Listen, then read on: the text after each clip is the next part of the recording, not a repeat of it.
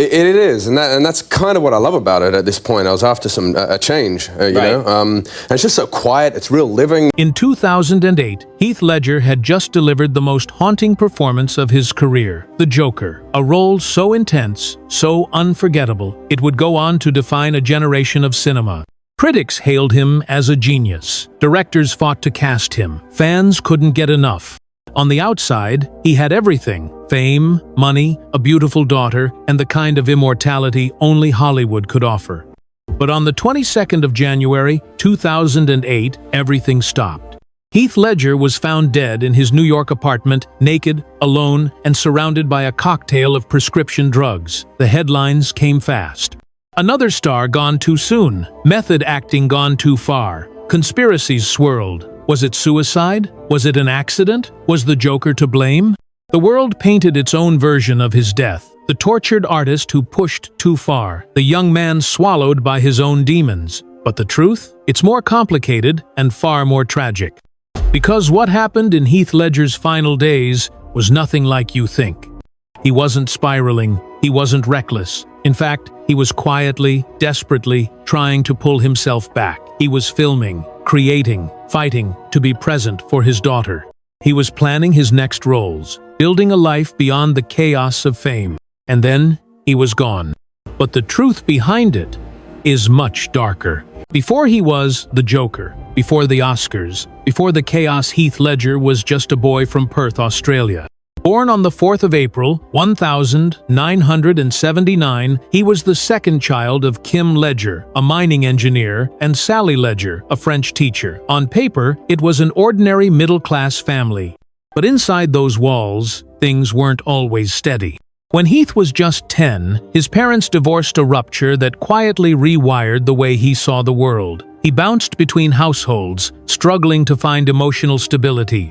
He hated the tension, the instability, the feeling of never being fully home. It left a mark, subtle, invisible, but permanent. Friends later said Heath was always searching for calm in the middle of noise. But there was something else growing inside him too, something restless, something raw.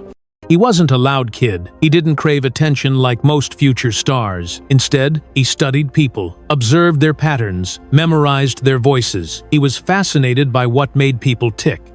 Acting came naturally, not as a performance, but as a way to slip into other skins, to escape himself. At 10, he played Peter Pan in a school play. It wasn't just a cute moment, it was a revelation. The moment the lights hit his face, something clicked. It was the first time he felt still, alive, in control. Outside of acting, he excelled in chess, so much so that he was competing in state championships by age 11. That combination, deep strategy and emotional sensitivity, would define the way he approached every role in the years to come. But school bored him, rules frustrated him, teachers misunderstood him. He wasn't a rebel, just a kid who felt deeply, who couldn't stand surface-level answers. He wanted more. From life, from people, from himself. By age 16, he'd had enough. He dropped out of school and drove across Australia with his best friend, determined to make it as an actor. No agent, no plan, just raw talent and a gut feeling that something bigger was waiting. It was a reckless move, everyone said so, but Heath didn't care. He wasn't chasing fame, he was chasing freedom. He slept in cars, took bit parts, did commercials, anything that paid. He was broke, but he was never bitter, because even in those early days, he knew he wasn't like other actors. He didn't want to be a celebrity, he wanted to be a chameleon, a truth teller, someone who could vanish into a role so completely the world forgot who he really was. But inside that quiet ambition, something darker was already stirring.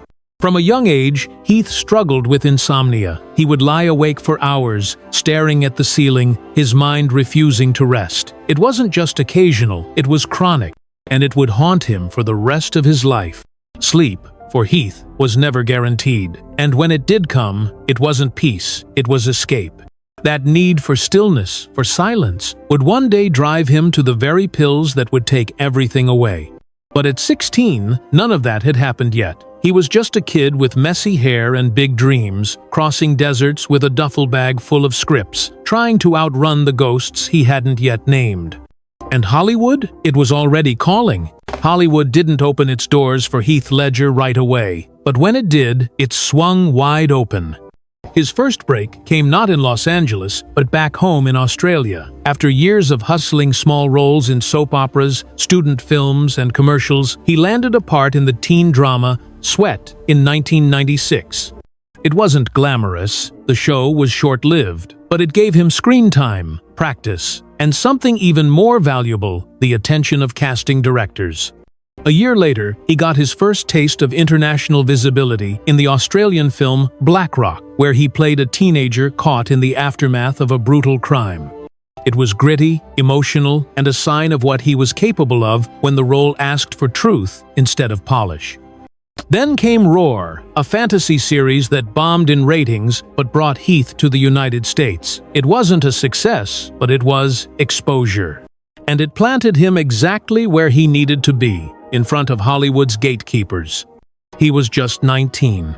That same year, he walked into an audition room for a teen romantic comedy, a genre he never cared much for. The film was 10 Things I Hate About You. He almost didn't go. But when he walked out, he was cast as Patrick Verona, the charming, mysterious bad boy who would become a cultural icon overnight. The movie exploded, and so did Heath. Suddenly, he was everywhere. Magazine covers, red carpets, talk shows. Hollywood had found its next heartthrob. Young, tall, magnetic. Girls loved him. Studios wanted him. And for a moment, Heath played the game. But he hated it.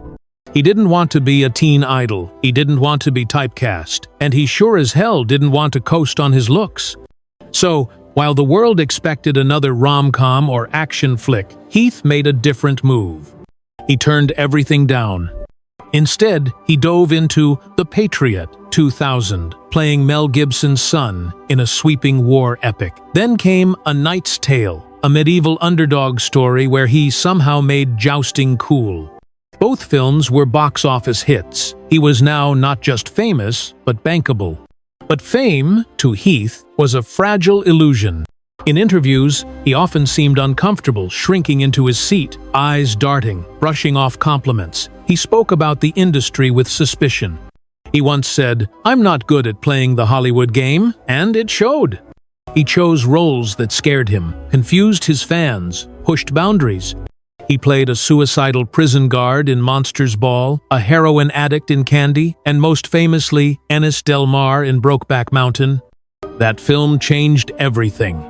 Heath's portrayal of a closeted cowboy in love with another man was quiet, devastating, and revolutionary. In an era where most leading men wouldn't touch such roles, Heath dove in headfirst, no fear, no ego. The performance earned him an Academy Award nomination and critical acclaim that turned his pretty boy image on its head. But with acclaim came pressure. The higher he climbed, the more the world expected, and Heath felt it deeply. He once told a friend, "Every role feels like my last chance to get it right." That pressure, self-inflicted but relentless, started to wear him down.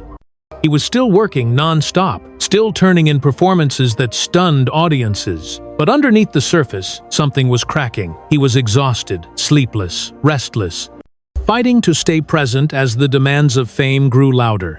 And yet, just when most actors would start playing it safe, Heath made his boldest choice yet. He took on a role that terrified everyone: the Joker. When the casting was announced, critics mocked it. The pretty boy from 10 Things? They scoffed, but Heath didn't care. He locked himself in a hotel room for 6 weeks, keeping a journal in the Joker's voice. He experimented with voices, movements, laughter. He obsessed over every detail until he vanished, and only the character remained. It was method acting to the extreme, and it would cost him more than anyone realized. By the time Heath Ledger became the Joker, he wasn't just acting, he was disappearing. Behind the scenes of The Dark Knight, he poured every ounce of himself into the role. He spoke of it with reverence and dread, calling it physically and mentally draining. For weeks, he lived in a London hotel room alone, crafting a voice, a posture, a mind that didn't belong to him. His Joker wasn't a caricature, it was a virus, one that infected his body, his thoughts, his sleep. And sleep was becoming a serious problem. Heath had struggled with insomnia for years, but during The Dark Knight, it turned violent. He often went days without rest, pacing through the night, scribbling thoughts in a chaotic Joker journal filled with newspaper clippings, twisted jokes, and cryptic phrases. When he did sleep, he'd wake up gasping, restless, soaked in sweat. He tried everything: meditation, warm baths, exhaustion. Nothing worked. Eventually, he turned to medication. Not street drugs, not recklessness. Prescription pills, legal, easy to get, and dangerously addictive when combined. He wasn't partying. He wasn't spiraling. He was trying to rest, to breathe. But his body was slipping out of rhythm, and the world around him kept moving faster. Friends noticed the change. Heath became quieter, distant, not sad, but somewhere far away. Michelle Williams, his former partner and the mother of his daughter Matilda, saw it too. They had split in 2007, a breakup that devastated him. He adored Michelle, worshipped their daughter, but he couldn't keep his world still long enough to stay grounded. Heath loved being a father. He once said it was the only thing that makes sense. But between filming, press tours, and legal battles over custody, he was losing time, missing precious moments he could never get back. And it ate at him. In late 2007, while promoting I'm Not There, Heath gave an interview that would later chill fans to the bone. His voice was hoarse. He looked pale. He admitted to sleeping maybe 2 hours a night. He joked about Ambien not working. He smiled, but his eyes looked tired in a way makeup couldn't fix. By now, he was taking multiple medications, sleeping aids, anti-anxiety pills, painkillers, all prescribed, all legal, but dangerously overlapping. Meanwhile, The Dark Knight was nearly finished, and though his performance as the Joker was already being hailed as iconic, even revolutionary, Heath didn't seem to care. He didn't talk about legacy, or awards, or immortality. He just wanted rest. He was supposed to be flying to London for more work on the Imaginarium of Dr. Parnassus, the strange, dreamlike film he had taken on after The Dark Knight, a project he loved, a chance to start fresh. But he never made that flight. The 22nd of January, 2008. Heath Ledger didn't wake up. That morning, his housekeeper arrived at his Soho apartment in Manhattan around 12:30 p.m. She knocked on his bedroom door, assuming he was sleeping in.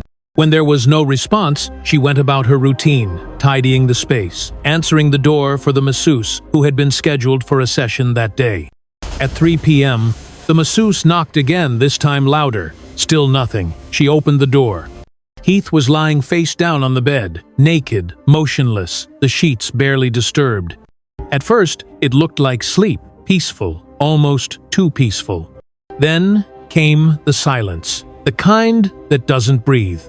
911 was called. Paramedics arrived, but it was too late. Heath Ledger, just 28 years old, was declared dead at the scene.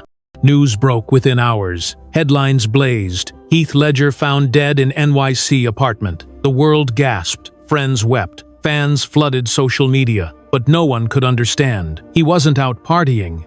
He wasn't reckless. He had just been working, smiling, planning his next steps. What happened? The medical examiner's report would later confirm the cause: acute intoxication from the combined effects of 6 prescription drugs: oxycodone, hydrocodone, diazepam, temazepam, alprazolam, and doxylamine. A tragic accident, a lethal mix of medications meant to ease pain, calm anxiety, and help him sleep. Not illegal, not excessive, just deadly in combination. And he had taken them alone. Heath had been struggling, but not in the way the media wanted to frame it. He wasn't destroyed by the Joker. He didn't overdose in some wild Hollywood spiral. There were no wild parties, no needles, no suicide note. He was a man trying to sleep, trying to quiet a brain that wouldn't stop racing, trying to exist in a body that had been pushed too hard for too long. In the hours before his death, Heath had spoken to his sister on the phone. She warned him again about mixing medications. He promised her gently, "Katie, I'll be fine." That was the last thing he ever said to her. And then, just like that, he was gone. Michelle Williams released a heartbreaking statement days later, saying, "I am the mother of the most tender-hearted, high-spirited, beautiful little girl who is the spitting image of her father. She will grow up with the best memories of him." The world mourned, tributes poured in, but nothing could fill the space he left behind. The Dark Knight had not yet premiered. Heath never saw the final cut. He never heard the standing ovation, never received the posthumous Oscar that would become the crown jewel of his legacy. He never got to hear the world call him a legend. He was 28, and he died alone, with a script on his nightstand and his daughter's picture just feet away. Heath Ledger wasn't supposed to be a star. He never chased it, never begged for it. He didn't care about fame, or fortune, or approval. What he cared about was truth, the kind you can't fake. The kind that makes an audience hold its breath. That's what he gave us. Every role he touched, he disappeared into, not to impress, but to understand. And in doing so, he gave us some of the most unforgettable characters in modern cinema. Ennis Del March, Patrick Verona, the Joker. And yet, the most powerful part of Heath's legacy isn't a role, it's a lesson. That sensitivity is not weakness, that depth is not danger, that the brightest lights often burn the fastest and leave a hole no spotlight can fill. His daughter, Matilda, is now being raised by the stories people tell about him. His friends remember a man who was curious, kind, constantly searching. His peers still whisper about his brilliance, with a kind of reverence usually reserved for myth.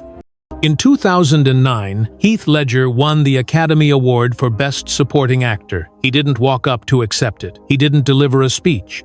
But everyone in that room knew they were witnessing the final bow of someone who gave everything to his craft until there was nothing left. Maybe we loved the Joker. Maybe we admired the actor. But we never truly knew the man behind the mask. And maybe that was the cost.